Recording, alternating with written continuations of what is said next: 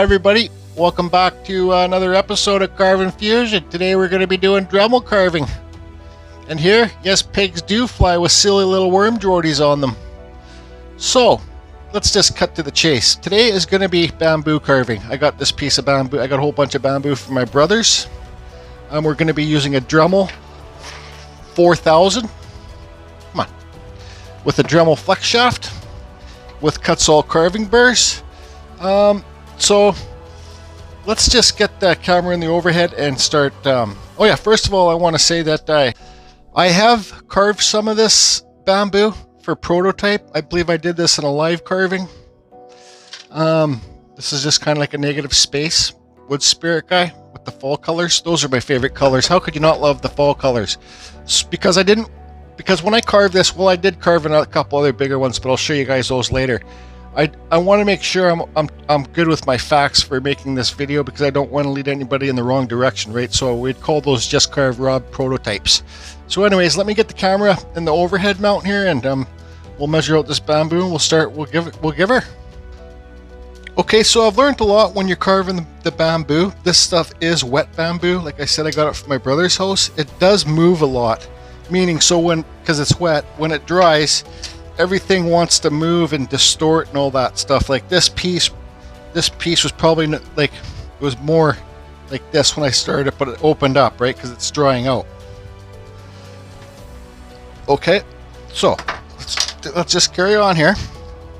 This piece is 15 inches long. 3 inches thick. Let's see how this is here. So this is like 1/4 inch thick right here. The bamboo itself. I don't know if this is wood or if it's just a weed or whatever. I should have researched that. I know it's very stringy. You know, obviously, you do get a thing like it's like a snake skin on the outside of it. Once this stuff dries, it gets really. It kind of just makes a mess. It's like a clear coat that's dried and it's starting to crack. But what else was I going to say? I don't know. I just don't know. Oh yeah. Okay, now I know. So this is going to be a light because it's all hollow in here. It's going to be a light. So I know from the other ones that I made like this, I painted inside here black first, okay? Because we're going to have, what I'm going to do on this piece is carve a koi fish with like waves and stuff around it. So the light, it's negative space, so we're gonna be taking wood off, right? And you'll see the back. Like it's not gonna be a full 360 carving. I'm just gonna carve the face of it, so the back's in there, and you can see the light shining off the back through. Oh boy, it's gonna be one of these days today. So like I said, once this stuff dries, there'll be like a clear coat on here that breaks. It's shaly. So I'm going to find the section of the piece of wood that I want to carve the koi fish on. And I'm going to use this peterblair mandrel. Okay, you guys, Peter sells these. He's not going to be selling them forever. If you go to my description below, you can see Peter Blair and you'll see his email address. You can send him an email. These are way better than the Dremel ones. Let's see. This is the size of a Dremel one right here. And this is the size of Pete's. So when you try and put this emery cloth sandpaper on these Dremel ones, it just flies off. It's a pain in the butt, believe me. So this is a real game changer for me having this. So what I do is I get the emery cloth. That means it's cloth back, right? And then I put 4 pieces face that way and 1 piece this way, backwards. So you can, when you're sanding, you can do it in all directions. But you guys, if you want to get one of these, I did give Pete some Carving Fusion stickers, so you can get one of these, and he'll send you a Carving Fusion sticker too. World of Wood Carvers. Anyways, so what I'm going to do is clean up this outside with this. This goes on your Dremel, obviously. And let's get started.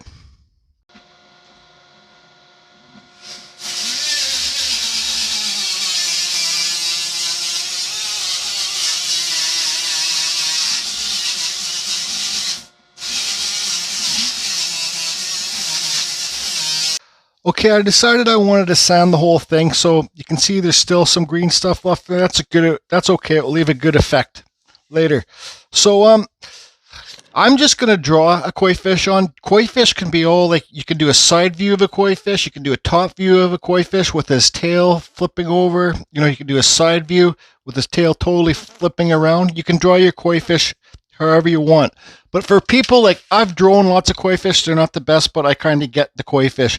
But people that can't draw worth a shit, you know, you can go to your computer. You can print. I was going to do this maple leaf. I will do a maple leaf one later with the fall colors, but you can print, if you go on Google and you search, just say like maple leaf. So just Google maple leaf outlines, right? Or like koi fish outlines or flower outlines. Then you put this on here, you get carbon paper, and then you get a pencil or whatever you do, and you transfer it on, and then you'll have the maple leaf on here, and you can cut around that. So don't think you're cheating when you use stuff like this, because it's absolutely not cheating.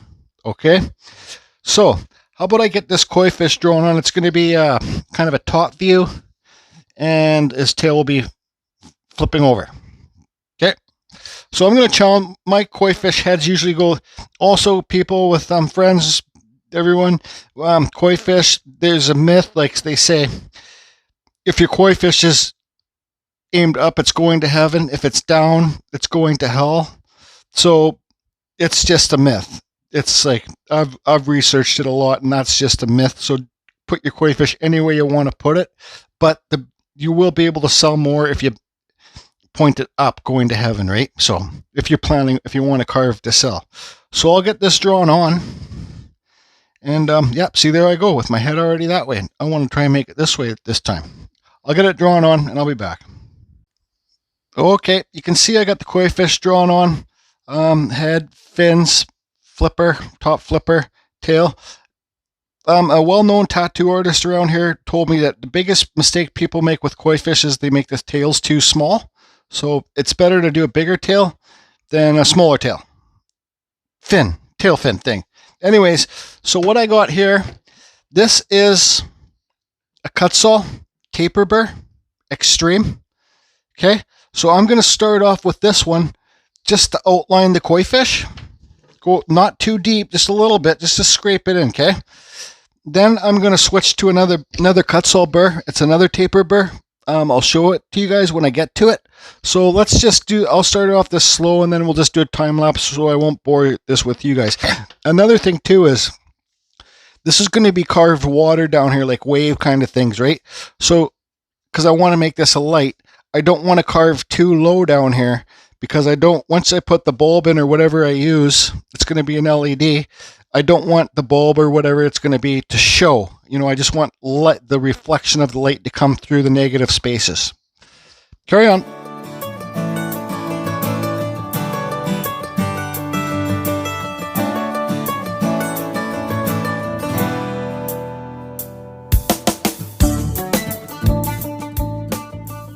Okay, you can see here I got all the outlines cut in. I could have used any burr for that.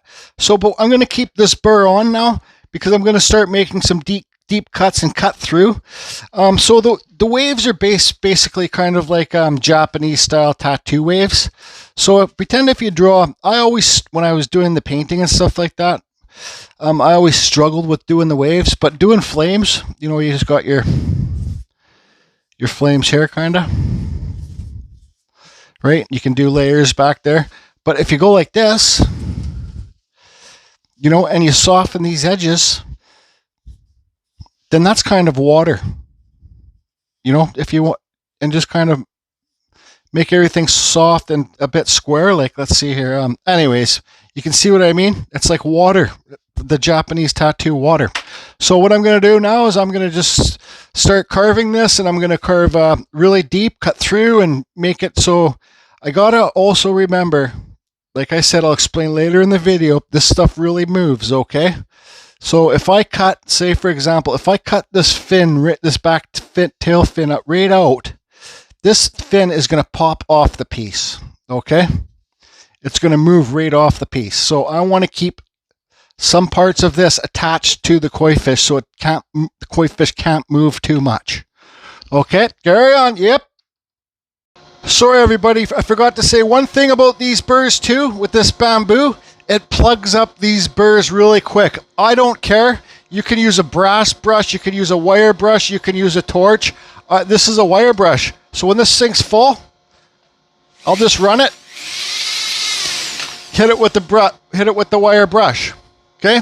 At my chainsaw carving tent, I'll use a torch, I'll burn it out. You can let these sit overnight in some kind of chemical like WD-40, but that's how I do it. I don't care what anybody says, it's my opinion. Carry on now, carry on. Let's get carving.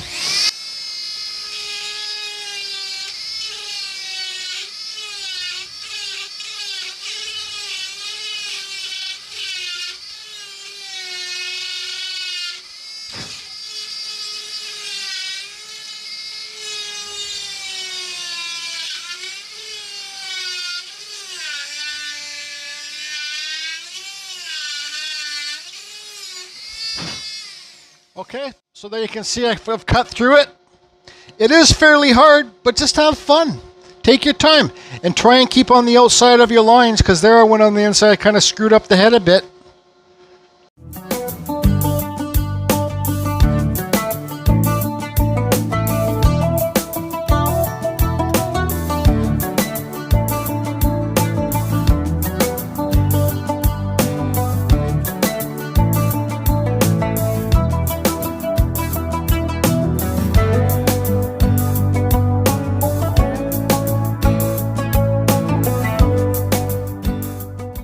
Okay, so I think the carving's going on point. So I can see here that the bodies, I got to trim up some on here because you can kind of see it looks like a fat whale. So I'll take some more of this off a bit. I want to stop here for a second. I'm going to put my camera in the overhead and talk about my Dremel flex shaft. Notice when I was carving, my handpiece was getting hot, right? So when your handpiece gets hot, it means you got probably too much grease on your flex shaft, too much grease in your handpiece, and it just heats up, makes it hot. But in this case, I took it apart, and you see the flex shaft here? See how it's bent there? That will make your handpiece heat up too, okay? See the wobbles in there? So luckily I have some extra flex shafts. You guys can order these the inner flex shafts from Dremel directly. I don't have the part number, but you just call the Dremel. There's a Dremel phone number if you're in Canada or United States, and they'll give you the number. And I'd order maybe 5 of these at a time. I think they're like $7 each or something. So yeah, because then you don't want to break your flex shaft or have it break and then not have, and you're in the carving zone, you don't want to not be able to carve, right? So that's just a reminder, guys, check your flex shafts too, because you might get that right there. That's no good garbage. Carry on. Sorry for some of you very beginners, this inner flex shaft goes inside the sheath. So you see, just slides in there. First of all, you have to get it in the hole. Anyways, I'll get this in and I'll get it all put back together, but this is the inner flex shaft that you have to check. Okay, just slide her in and then screw her back up to your Dremel. Okay, so we'll give you guys a quick close-up of this. So you see how I left it attached certain spots so it won't come off the piece too much, like the fin won't pop out. So what I'm going to use now is my Master Carver. What's this called? Master Carver Micro Pro. I think this was $200 American. Somewhere in that ballpark. You can get it on eBay or Amazon, I believe. The motor's inside the handpiece, okay? I've had this for a while, but I don't use it too often because I'm more of a heavy hands carver. This is just Carve Rob uses these. Ben's Studio on the Lake doesn't even have a, well, he might have a Dremel, but he never uses it. He always has these. He has a really good RAM one. He has 2 actually, but just Carve Rob has the exact same one as this. He's the one that he got his, and I got mine. So I got this Kutzall. This is it's like the gold one. Okay, it's a taper burr. So this is the finest Kutzall burr. If you guys, I don't know if I said it, but if you want to get the Kutzall burrs, go to the description below. You'll see the Kutzall site. Go down there, use the code CFusion. You can save yourself 5%. So in all this water and everything, I want to run around and clean up all the cut lines. Okay, so you see like these are like little bubbles, right? So let me try and explain. This bubble, you see here, I made it so I did a cut, kind of a 45 cut this way. Because the bubbles, you got to think the bubbles are splashing out this way, right? So on this side, I made the bubbles splashing out this way. You see? Still a lot more work to do, but I cleaned up this side. It doesn't look so like a fat wheel anymore, and let's just carry on, start cleaning it up.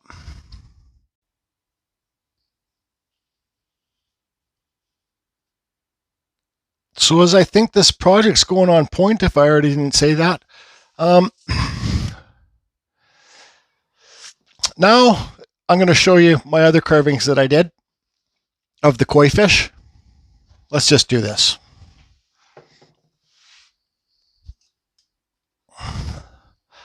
So this is what I'm talking about, how the wood moves. Look how far that fin has come off the piece. So if you don't keep your pieces attached, it's going to move off the piece, which I don't mind. I think it's a cool effect. Let's see if I can show you guys a better. See the fin way down there? See this fin? Watch this. See how far it's come off the piece? Because it dries and it moves. This one I painted white and blue to give it the water effect. Then I painted the koi fish a whole bunch of different colors. I couldn't stand it. Orange, red, white, black, couldn't stand it. I sanded it off and I just put poly shade on it. The black poly shade, okay? This one, you can see here how I kept everything more together. Now nothing's really moved off the piece. Okay, because I kept all these little, where my thumb's tapping, I've kept all those things little attached to the tail, or the fin. This one is just burnt, and burnt here, and clear coated. Okay, so what I'm going to do on this one, now you guys can see why I wanted this one to be the other, face the other way. Because these two ones are faced that way. Okay, that way and that way, so this one's faced the other way.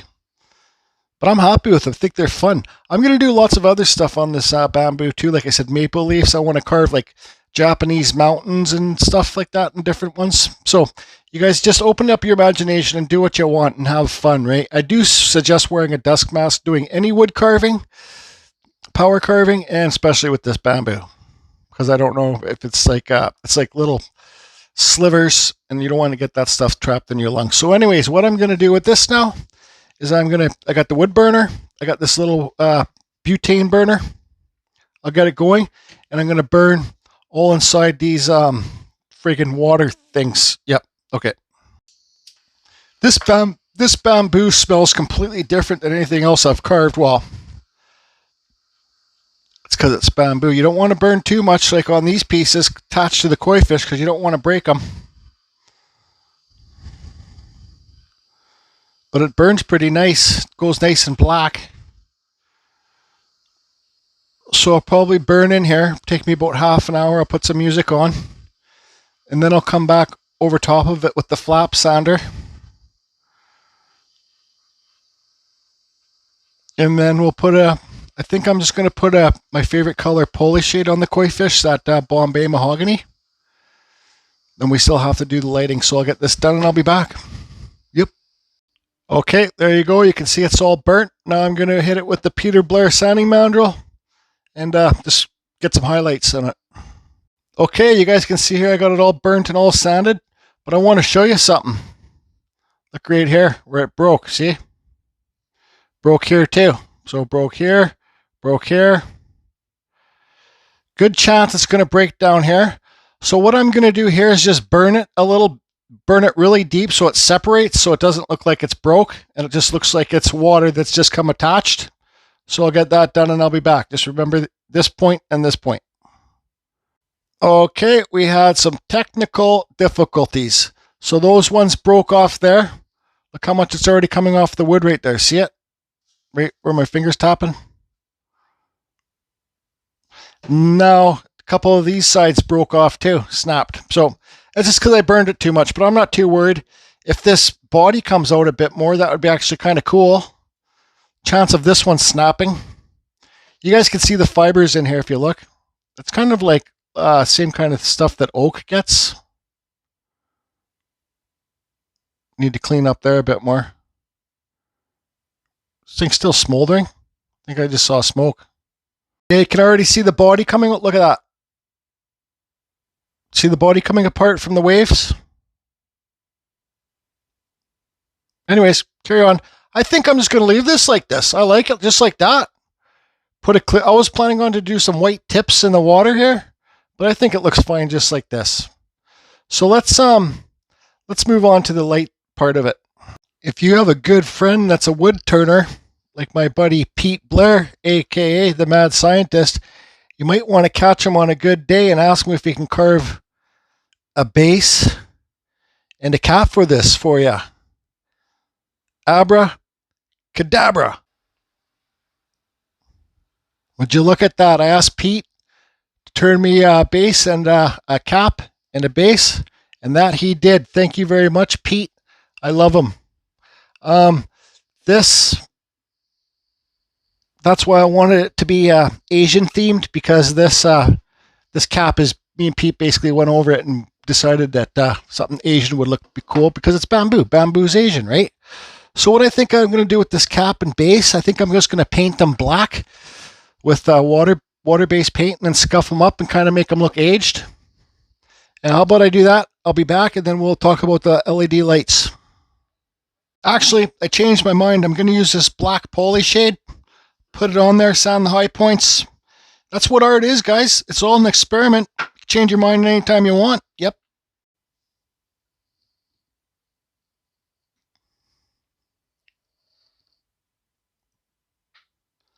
I'd just like to take a minute and say thank you, Pete, for making these for me.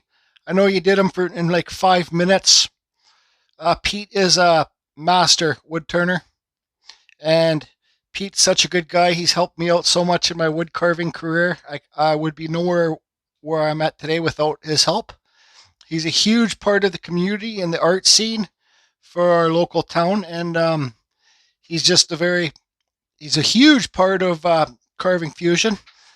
And I just want to say thank you for all the support and all the help for everything, Pete, and all the great comments that you give everybody about their wood carvings on the Carving Fusion site there on Facebook, Carving Fusion World of Wood Carvers. It doesn't go unnoticed with me, and I see lots of your comments on people's work. And I just want to say thank you for everything, man. It's just like, look at this. Come on, your pieces just made this piece. So, anyways, thank you very much, Pete. And again, I'd be nowhere where I am at today without all your help. So before Pete gets mad at me, keep on thanking him. Let's move on to some LED lights here, guys.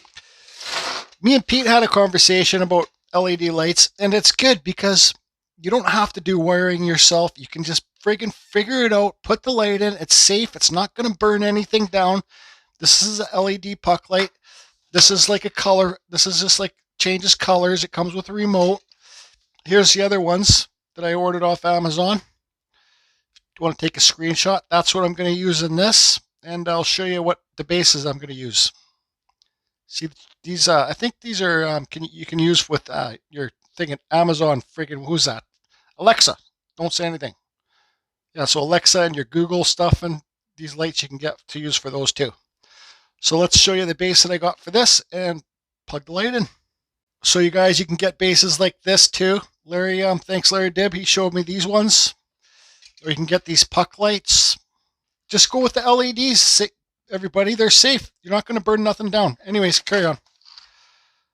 Okay, so with this package, they send you 2 bulbs, 1 remote, but you can get the packages. I don't know why I got this one, but you can get the packages with like 4 remotes, 4 bulbs. Just look on your Amazon for LED color changing lights. This base here is for a salt lamp. Okay, so this is a salt lamp light base. You find these on Amazon too. Okay, and it's a smaller, like I think they're E12s for like chandelier lights. Okay, so, well, there you go. Just, that's blue. It doesn't look blue on camera. Let's do a red.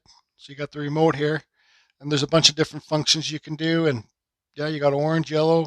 Okay, so let's get the light installed here. See how she looks? One thing that I'm kind of worried about with this bulb and this remote, once this bulb's down inside the carving there, will you have to hold the remote here to do the light? I guess you might have to, but we'll see. Look how smart. See, look how smart Pete is. It's a perfect fit. That thing's not going anywhere. Okay, I got the light and everything in. I had to carve a little hole in the bottom of the base. I just used some hot glue, so that's in there good. So let's try this baby out.